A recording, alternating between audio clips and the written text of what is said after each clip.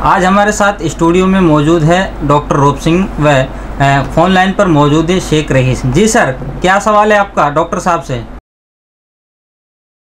Doctor साहब जी, सबसे पहले आपको नमस्कार।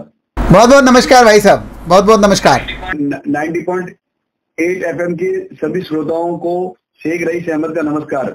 डॉक्टर साहब, आज का जो हमारा टॉपिक है वो है मोबाइल आपके जीवन में कितना प्रभाव रखता है और मोबाइल से कितनी हानियां होती है शरीर की, इसके बारे में आप कुछ बताइए सर। जी शेख साहब, आजकल मोबाइल लोगों को दिल का टुकड़ा हो गया है। चाहे कोरोना का सीजन हो या बिना कोरोना का, लोग लगभग 24 घंटे में से 18 घंटे मोबाइल के साथ गुजार रहे हैं। 2 मिनट के लिए मोबाइल दूर रह जाता है तो सोचते हैं जैसे दिल कहीं बाहर रह गया और मैं यहाँ अकेला आ गया। सही बात है। हालांकि आईटी के इस जमाने में इससे सूचनाओं का आदान प्रदान बहुत तेजी से हो रहा है। घर बैठे मनोरंजन के साधन भी बहुत हो गए हैं, लेकिन किसी बड़े आदमी ने बड़ा अच्छा कहा है कि दिमाग स्थिर रहे, पैर चलते रहें तो व्यक्ति स्वस्थ रहता है। पैर ना चलें और दिमाग चल जाए तो व्यक्ति बीमार हो जाता है। सही बात है। यानी मोबाइल में व्यक्ति स्थिर रह के ही मोबाइल का ज़्यादातर उपयोग करता रहता है। तो मेडिकली स्पीकिंग बहुत सारे FCC, जिसको फेडरेशन कम्युनिकेशन काउंसिल बोलते हैं, ऐसे शोध किए हैं। बहुत सारी मेडिकल बॉडीज़ ने ऐसे शोध किए हैं कि मैक्सिमम 3 घंटे से ज़्यादा इसका यूज़ करना स्वास्थ्य के लिए बड़ा हानिकारक हो सकता है। इसका असर दिमाग पर भी होता है, इसका असर दिल की धड़कन पर भी होता है, इसका असर नींद वाले हार्मोन पे भी होता है। तो कहना नहीं होगा कि जिसको हम बॉडी क्लॉक कहते हैं, बायोलॉजिकल क्लॉक कहते हैं, वो सारी उल्टा पुल्टा हो जाती है।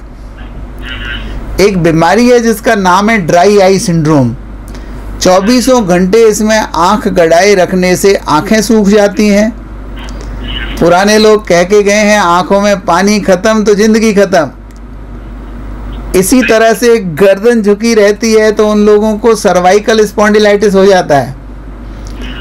एक बड़ा रोचक सा विज्ञापन निकालती है एक कंपनी, जो व्यक्ति कंधे और कान के बीच में फ़ोन लगा के बात करते हैं ना, तो उसके बाद में एक टैग लाइन आती है, ऐसा ना हो कि अगली जनरेशन ही इतनी टेढ़ी मांगी पैदा हो।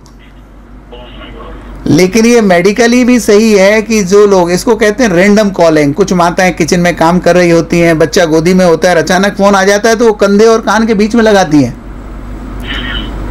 तो गर्दन में इस तरह की बीमारी होने का नाम है सर्वाइकल स्पॉन्डिलाइटिस। मेरा अगला सवाल ये है कि मोबाइल से जो रेडिएशन निकलता है जी, वो कितना हानिकारक है? क्या ये पाचन शक्ति को कमजोर करता है? क्या ये नींद कम आने की बीमारी का लक्षण तो नहीं है मोबाइल? हाँ, आपने बहुत ही उपयुक्त प्रश्न पूछा है। इन प्रश्नों को उभरने नहीं दिया जाए, इस पर होने वाली रिसर्च कहीं डॉक्टरों तक नहीं पहुंच जाए, इसके लिए बहुत बड़ा तंत्र लगा हुआ है। आपने देखा होगा पिछले 10 वर्ष में मोबाइल से होने वाली हानियों पर कई मेडिकल पेपर छपे नहीं हैं, लेकिन न्यू इंग्लैंड जर्नल, लैंसेट, ये हमारी कुछ प्रमुख पत्रिकाएं, इनमें से कभी 1-2 आर्टिकल जो छपे हैं उनका मैं जिक्र आपसे ज़रूर करना चाहूँगा।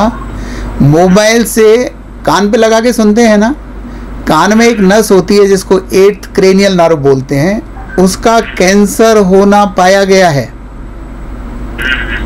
मोबाइल के कारण गर्दन की हड्डियों में स्पॉन्डिलाइटिस होना पाया गया है। मोबाइल के कारण दिल की जो धड़कन होती है, इसके रेडिएशन के कारण वो दिल की धड़कन डिस्टर्ब हो जाती है। स्पेशली जिन लोगों के पेस मेकर यानी जनरेटर लगे होते हैं ना हार्ट में, उनका तो कई बार जनरेटर डिस्टर्ब हो जाता है और बड़ी लाइफ डेंजरस सिचुएशन आ जाती है। आपका एक प्रश्न नींद से संबंधित भी था। बिल्कुल ही लेटेस्ट 2 महीने पूर्व ही एक शोध आया है, इसको बोलते हैं ब्लू लाइट सिंड्रोम। देर रात तक मोबाइल, कंप्यूटर, लैपटॉप आदि से जो लाइट निकलती है वो ब्लू लाइट होती है।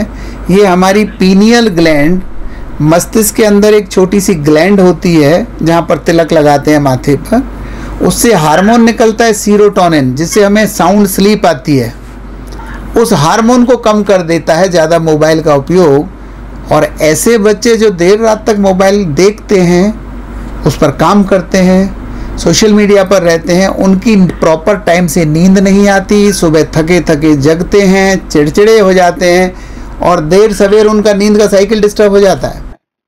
अच्छा, एक चीज है डॉक्टर साहब के आजकल लोगों में एक फैशन बन गया है कि मोबाइल को वाइब्रेशन मोड पे कर दो।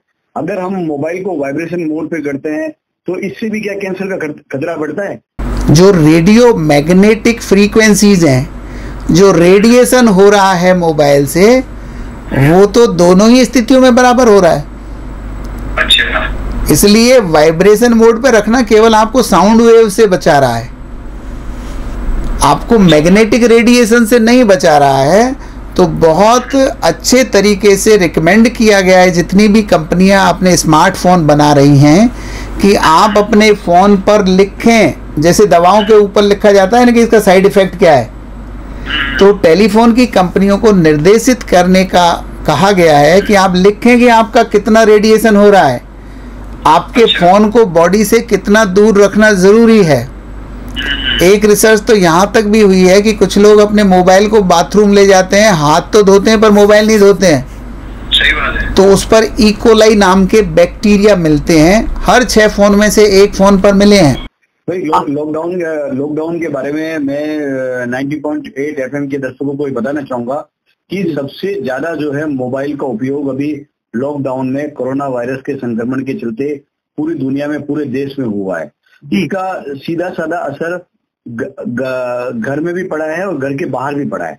घर में ऐसे पड़ा है कि आप घर के वातावरण को देखेंगे तो सबसे ज्यादा लोग इसको मोबाइल चलाते हुए पाए गए हैं। ठीक है, उसका मुख्य कारण ये है कि लोगों के पास अभी टाइम ही टाइम है। मतलब 1 GB डाटा लोगों को पहले पूरे महीने में सफिशिएंट होता था, आज 1 GB डाटा एक दिन में यूज कर लेते हैं। रात को डाटा का वेट करते हैं, इंतजार करते हैं कि आज मेरा डाटा खत्म हो गया है, अभी जल्दी खत्म हो गया है, जैसे ही 12 बजे की डाटा वापस आ जाएगा। और कुछ लोग ऐसे हैं जो मोबाइल में PUBG गेम खेलते हैं, कुछ लूडो खेलते हैं, और कुछ लोगों में भ्रांतियां हैं कि हमें मतलब मोबाइल से पैसा भी मिल जाएगा, मोबाइल से नाम भी मिल जाएगा, मोबाइल से ये भी मिल जाएगा। लेकिन ये गेम वगैरह जो है वो और दिमाग को दिग्भ्रमित कर रहे हैं। इसका सीधा सा असर अभी एक रिपोर्ट में आया था, महिला आयोग की चेयरमैन ने कहा था कि घरेलू हिंसा के मामले लॉकडाउन में बढ़ रहे हैं। अच्छा, उसका सबसे बड़ा कारण मोबाइल है। क्योंकि पुरुष जो है वो मोबाइल लेके बैठ जाता है, बच्चे जो है वो अपने मम्मी का, मासी का, दादी का, दादा का जो भी होते हैं उसका असर आता है। लेकिन मोबाइल जो है ना, हस्बैंड कभी भी बच्चों को नहीं देते हैं, वाइफ दे देती है मोबाइल, हस्बैंड कभी अपना मोबाइल नहीं देगा। ये तो बड़े राज की बात बता रहे हैं रईस भाई आप।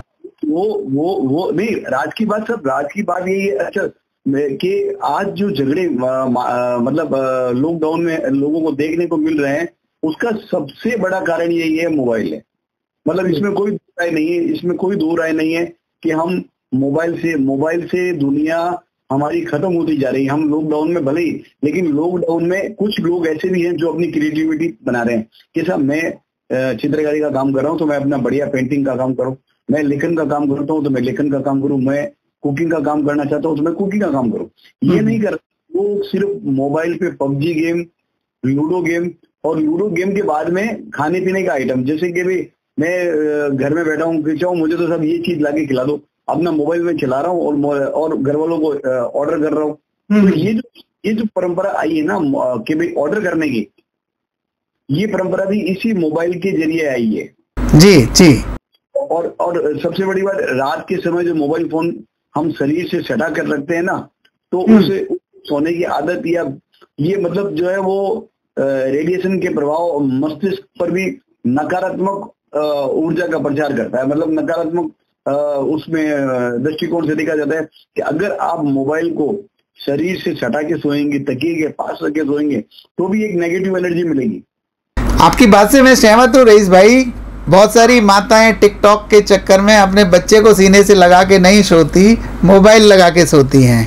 बिल्कुल। अच्छा, एक चीज और डॉक्टर साहब, मैं एक बात कहना चाहूंगा कि आप जो लोगों में लॉकडाउन चल रहा है, लॉकडाउन की वजह से कुछ तनाव है, डिप्रेशन है, कि मेरा बिजनेस कैसे चलेगा, मेरा काम कैसे चलेगा, ये तनाव और डिप्रेशन है।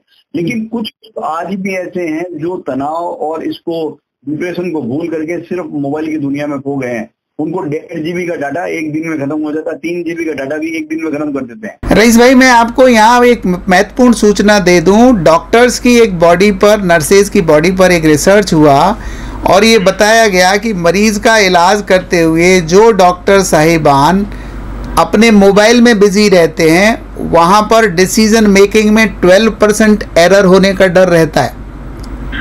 खुदा ना करे आपका चिकित्सक मोबाइल पे काम कर रहा हो और इलाज भी कर रहा हो, तो एक गोली की जगह दूसरी गलत गोली लिखी जा सकती है।